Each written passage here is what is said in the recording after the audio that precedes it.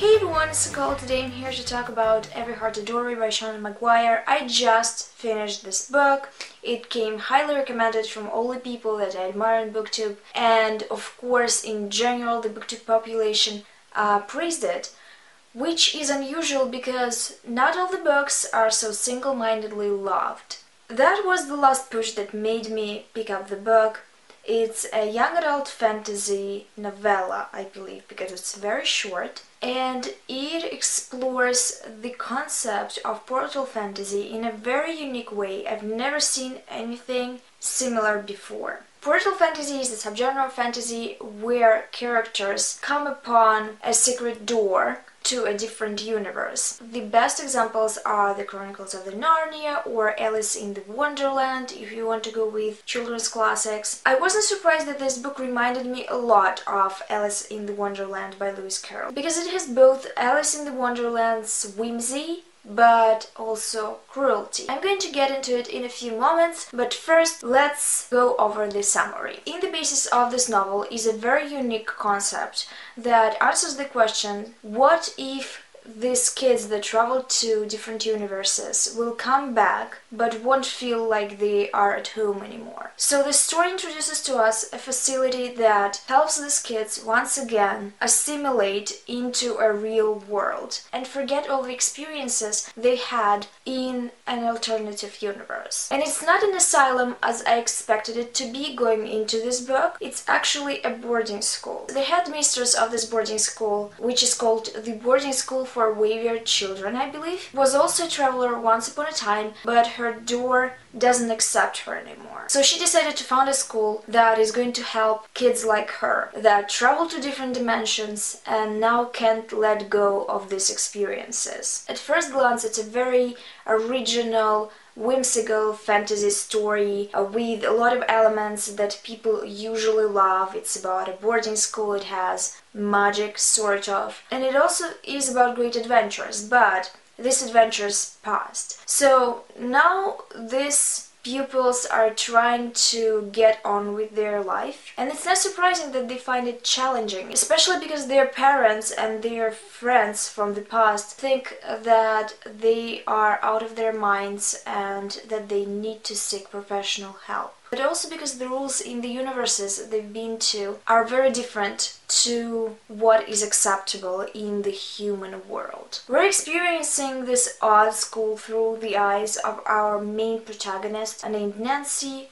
who is just out of the underworld universe and who's not completely yet accepted the fact that she's not going to get back and that she needs to forget what happened and live further. So it's the classic clueless protagonist that is introduced to the rules of the school, but also we encounter and have point of views of different characters that were in the school for longer. I have to say that I loved every point of view that I got. All of them were unique, especially because all the students traveled to different universes, and it was fun and entertaining to see mcguire's take on universes, because some of them were very whimsical, fun and upbeat, and some of them were like the underworld, very bleak and grey and still. But also every universe these kids traveled to were matching their characters and were perfect universes just for them. On the storyline level and world building level, I really enjoyed it. The only complaint that I had is that the end was very predictable and that this book is very short, so the story had to be condensed and the plot had to move very fast. I know that mcguire came out with other books in this series and I would like to see what they are about. As far as I understand, it's the journeys of different characters that we encountered in the book, and it's about their adventures in their universes. I would really like to check it out. The world building was thought out and amazing, and I would like to know even more about it, because she does explain a little bit how these worlds work and how large this system is on a grand scheme. The other advantage that this book has is the fact that it's pretty diverse, racially wise and sexuality wise. We have a sexual and transgender representation in this book. We also have a Latina character and a character of Japanese descent. It just makes the story better and it makes sense because it seems that the kids that are gravitating towards all these universes are the minorities, or the kids that can't find their place in the human universe. In terms of the sexual representation, I'm actually a bit hesitant still. It's not a spoiler because we know pretty early in the book that Nancy went to the underworld and that she's asexual. I'm not really sure that I like the idea of being asexual and traveling to the underworld, where people have to be still like monuments, where people are dead and don't feel a thing aligned with asexuality, because it's basically the stereotype that asexual people are robots. They don't feel anything, they don't have emotions, they can't have attachments. So that was a little questionable for me. Tell me in the comments down below what you think about it, because I'm not decided yet myself. I know it wasn't done to be disrespectful. Anyway, that's just a surface level of this book. It has a deeper impact, and I'm not sure how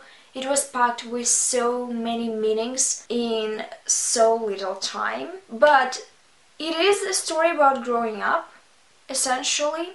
It is similar to Peter Pan and Alice in the Wonderland in this regard, because it's about kids that are traveling to these fantasy-fueled universes that make them happier people. And it's connected to the idea that childhood is magical and that you lose every single bit of magic by growing older. And you leave all this behind to be a serious and responsible adult. That's why, for example, Eleanor West, the headmistress, couldn't get back to her universe because she was too old for her door. And most of these kids, it was told, never found their doors again because they were getting past 18 years old and they lost the childhood outlook on life. It's a weird blend of middle grade type of writing but also adult topics. So sometimes I felt a little disconnect between these two elements, because I've had this whimsy, fantasy, adventure type-esque storyline and then they suddenly started talking about sex. But it oddly works. I really enjoyed this book, it was very unique, and I will probably not going to do the spoiler section of this video because I feel like there's not a lot to talk about and I touched on a lot of topics. But if you want to discuss the spoilers